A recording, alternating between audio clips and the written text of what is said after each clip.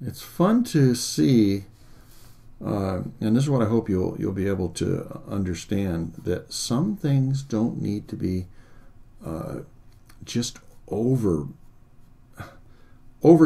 overdrawn.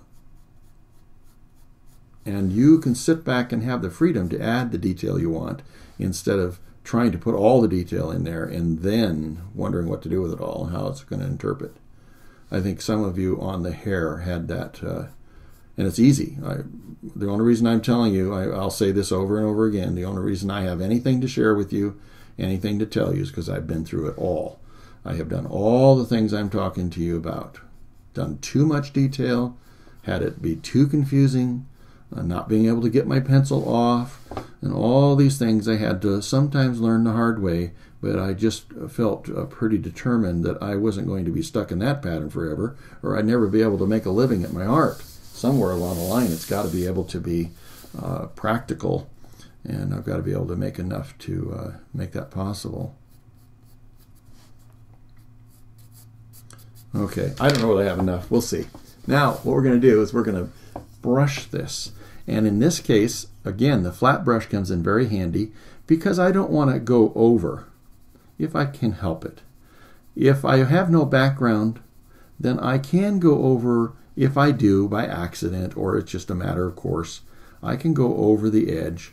And then when I go to take some of that value out, it's going to actually give me a very clean edge when I swipe it and clean it up with my eraser. And I want you to remember the same thing again applies that applied to hair. I want you to remember that you can always brush it again to come up with a brand new, more brilliant highlight. You can brush it again to tone something back and make sure there's a little bit more graphite in an area.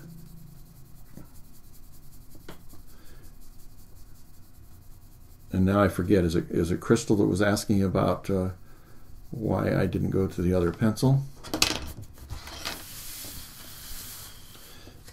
This is where I can have those subtle gradations coming from the side. So here's our patch. Always looking for a range of value. This is just to touch it up. Trying to put those lines next to each other. And this will brush too, to a large degree, but we really wanted to be able to cast, have enough graphite to cast into these areas as well. And I can do it over and over and over again.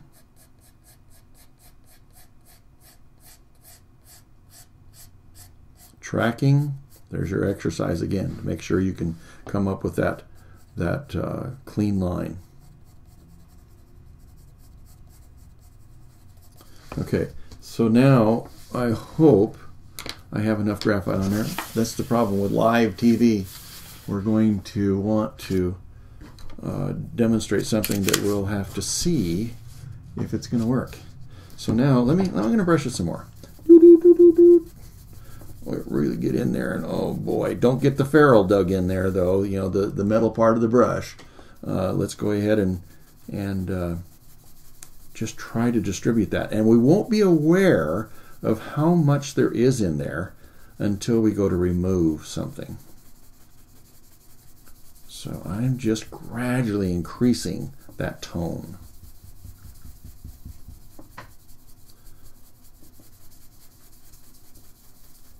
Okay, now let's see what we can do. Let's see what we have.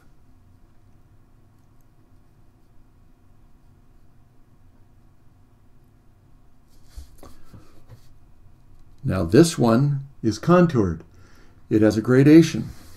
And so I don't want it to be a clean edge. On this one, I wanted it to be very sharp, very clean, because it's got a clean edge and I'm separating it from what's behind. So let's come over here and let's do one over here, a little swirl over here in the background. Let's come over here and do this one. Now I need more graphite, but still I think you can probably, I hope, probably see what I'm going after here. So as I draw, I can continue refining putting a little more value here and there to come up with my contrast. Subtle though, because this is a transparent medium, the water, and so we don't want to have it just end up by being flat, and we don't want it to be too dark.